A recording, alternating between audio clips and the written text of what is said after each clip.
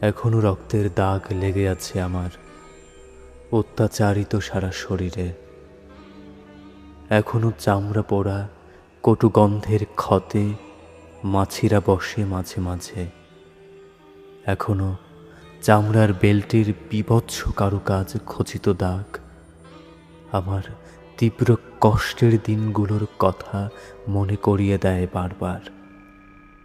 এখনো চাপ চাপ ব্যথা আমার হাড়ে মাংসে অস্থিমজ্জায় প্রতিটি গিরায় গিরায়। ওরা আমায় জানো তো, আমি ওদের ভাই ডেকেছিলাম, তারপরে বাবাও ডেকেছি, দাদুও ডেকেছি, হয়তো তীব্র অশালীন ব্যথার ঘোরে। মনে নেই আমি অনেক কিছুই চাইনি মনে রাখতে। চাইনি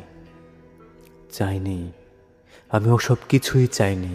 এতটা পাশবিক বীভৎস কি করে হয় মানুষ? ওরা কি কোনো মায়ের সন্তান নয়?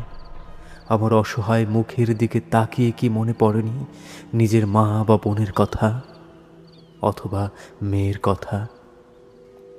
ছি, ওয়াক্থু, নরপিচাসের দল। ওরা নাকি আমার ধর্মের ভাই। ধর্ম, হায় ধর্ম! ধর্মে আমার আর বিশ্বাস নেই। ধর্মের ভিত্তিতে বিভক্ত হলো দেশ, লক্ষ কোটি মানুষ হলো নিঃস্ব, অসহায় ভিক্ষুক, ভিটেমাটি হারা। ধর্মের নামে চলে হত্যা, খুন, পাশবিক অত্যাচার। এত পাপ তুমি কি করে সইলে বিধাতা? এত পাপ তুমি কি করে সও? দেশ তো স্বাধীন হলো, তুমি কি আমায় বলতে পারো আমি এখন কোথায় যাব? কার কাছে যাব? কার কাছে?